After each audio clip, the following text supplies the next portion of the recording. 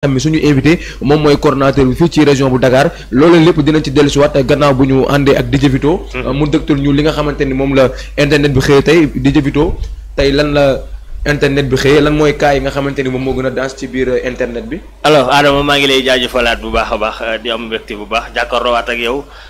ci émission bi di c'est l'heure du débat tey nag li gën a fës mooy démb nga xam ne moo nekkoon ki nga xam ne moo di Yado di artiste comédienne moom lañ ko doon ñaanal ñu gisandi fa ñi nga xam ne tey ay mbokkam lañ ak xaritam waaye aussi ay collègue am lañ bokkoon ak ñoom milieu bi nga xam ne moo di milieu art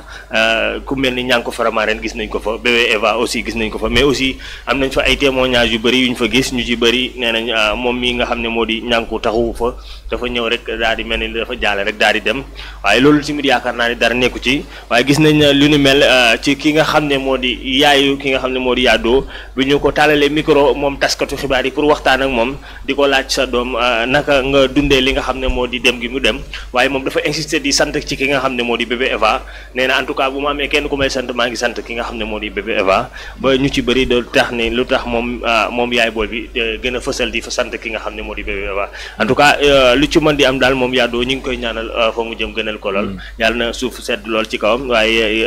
yàlla na ko suñu borom xare ci aljana yu gën a kawe en tout cas loolu moo fay jotoon na xew démb fële nga xam ne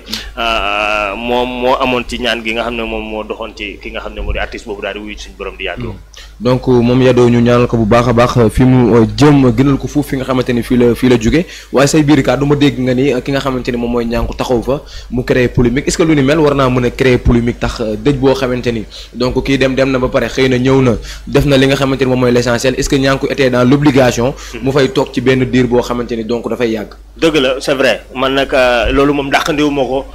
te yaakaar naa ni dara nekku ci aussi mais xam nga sénégalais yi comme ni ma la koy waxee à chaque fois rek ñoom lu ndaw dañ koy def ay polémique wala di ci débat loo xam ne ni yaakaar naa ni mateewu ko waaye gis nañ ni xañ na bi mu feebaree moom bébé Eva dafa bokkoon ci ñi nga xam ne moo ko doon taxaw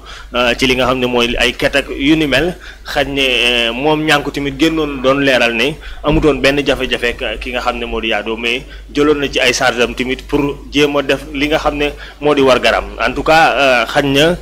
nit ñi kenn ku nekk ni ngay gisee li nga xam ne moo di situation bi waaye man yaakaar naa ni ab dëj de boo ci ñëwee boo jaalee ba pare farata ji jàll na man jàpp naa ni loolu du nekkul benn polémique boo xam ne war nañ caa mën a taxaw di ca addu lu sori ndax nag nit ku génn àdduna la lii waref gi mooy nga ñaanal ko suñu borom daal di koy jéggal waaye tamit boo ko mënee jaale yi mbokkam soo ci paree yaakaar naa ne war ngaa dox sa yeneen yitte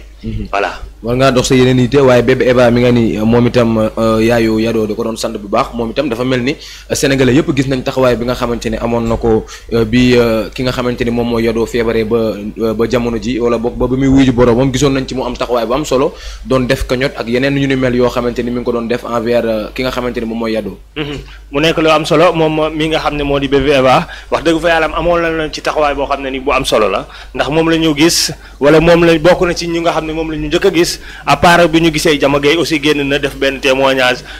bokk na ci ñi nga xam ne moom nee na bokk na ci ñu njëkk a taal live fam daal di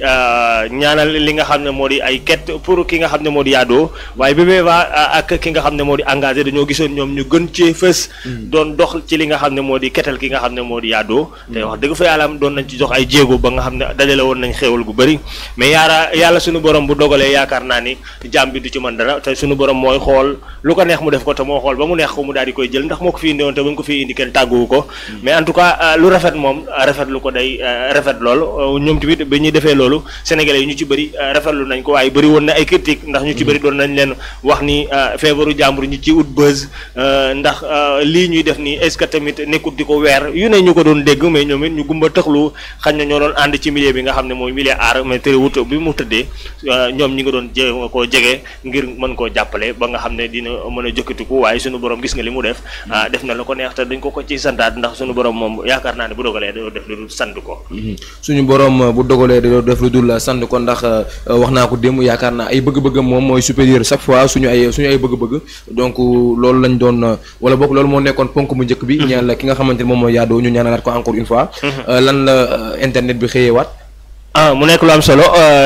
démb ni ki démb gis nañ ki nga xam ne moo di Pape Diouf Pape Cheikh Diallo daal di koy invité ci plateau Midi Plus ñoo waxtaanee fa lu am solo ci diggante Pape Diouf parcours yi nga xam ne doon na fa def ci diggante Pape Diouf li nga xam ne doon na ko def muy tournée internationale yi nga xam ne mi ngi ko doon amal moom Pape ñu ngi koy félicité d'abord di ko ñaanal yàlla gën koo yokku gën a yokku kattan bi gën a yokku mën-mën bi ndax moom jàmbaar la te boobu ba léegi mi ngi liggéey taxaw fi mu taxaw moom Pape moom nag Pape bi ko ki nga xam ne moo di Pape Cheikh Diallo moom laajee ab laaj bi nga xam ne moom la ñu gisoon ci ginnaaw yàggul dara di Wally Ballago Seck bi muy def li nga xam ne moo di conférence de presse taxaw ne man benn artiste la am wala benn ki nga xam ne moom laay roy moom laa bëgg muy Pape Diouf te bi ma koy bëgg samay waajur ñi ngi doon dund te yaakaar na yàqutu ci woon dara mu nekkoon loo xam ne ni defoon nay polémique sénégalais ñëpp kontaan ci Pape tey nag ñu am occasion mu jàkkaarloog Pape Cheikh Diallo Pape Cheikh laaj ko loolu Pape gën koo dëggal ci li mu ko gën a dëggalee nee na Wally Ballago Seck moom duñ tey yaakaar naa ni nga ko bëggee rek noonu la ko Pape Diouf gën a bëgg ba ci mi nga koy leeral jamono ji nga xam ne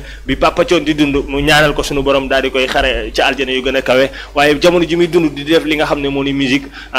bu defaanee soirée Wally moo doon jouer première partie bi bu Wally jouer première partie bi ba pare day daw daal di koy fekk Iris ngir mën a bóof ci benn son boo xam ne da ko defoon spécial pour Wally Ballago Seck pour wane ne ñoom ñaar ndekete yàgg nañ ñoom ñaar bëggante gi am na ñoom ñaar nekkul loo xam ne nii Wally da ko wax nii rek ngir bégal sénégalais yi waaye nekkul ne Pape Diouf dafa tontu ne Wally Ballago daf ma bëgg ko sama rakk la mu jàppee ma comme grand frère dañuy am ay liens yoo xam ne liens yu particulier la mu nekk loo xam ne nii yaakaar naa ni foofu lu yàgg la te lu olof nee na lu yàgg dëgg la. liens yu particulier waaye si liens yooyu yaakaar naa li koy gën a firndeel wala li nga xamante ne sénégalais yi ñu koy gën a xaar moom mooy featuring entre ki nga xamante ne moom mooy Wally Seck ak Pape Diouf. mën na nekk parce que Pape tamit bi mu defee conférence de presse laaj nañ ko ci taskatu xibaar yi nee nañ ko Pape est-ce que pare nga ni ngeen ki Wally di defee nga xam ne moo di ay duo ak yeneen artistes yi est-ce que pare nga pour li nga xam ne mooy Pape Diouf def ak featuring pour Wally Ballago Seck Pape Diouf ne bien sûr pare naa pour Wally Ballago Seck def ak moom featuring te li ci gën a neex mooy featuring boobu man Pape maa koy bind jox Wally na ko kaañuwaay xam nga loolu maanaam mooy sotti ci ak def ci yaakaar naa ni Pape moom bu desoon ci moom rek wala moom Pape moom mi ngi pare sax nag nee na dafa bëgg ba bàyyi ba génn ci décembre bi génn ci li nga xam ne moo di tournée yeeg yooyu noonu ba nga xam ne danañ gën a féex moom mu bind li nga xam ne moo di son bi nga xam ne moom la war a def ak featuring Wally Seck daal di na ko fiis mun a am na ko njugal ñu waay njugal ñu waay en tout cas na doon duo bu extraordinaire ndax non loolu dina doy waar loolu Adama dina doy waar lool ndax nag xam nga nit koo gis am na ku muy roy yow mi yàlla def na ne am na koo xam ne ni bi ngay dugg ci milieu bi teg nga ko bët wala yaa ngi ko doon bàyyi xel ci gestes yi nga xam ne mi ngi ko doon def ci lu rafet nga koy jéem a toppandoo pour mën a jéem a aw fi mu aw moom nag Wally nëbbuwut ci li nga xam ne moo di musique am nee na Pape Diouf la bëgg te mooy idolam Pape Diouf tamit gën ko féddali kóllëre gi na ko ni ma bëggee benn rek noonu laa la bëggee kon yaakaar naa ni Wally Ballago Seck ak Pape Diouf seen duo na mu ne du mu am de mais yaakaar naa ni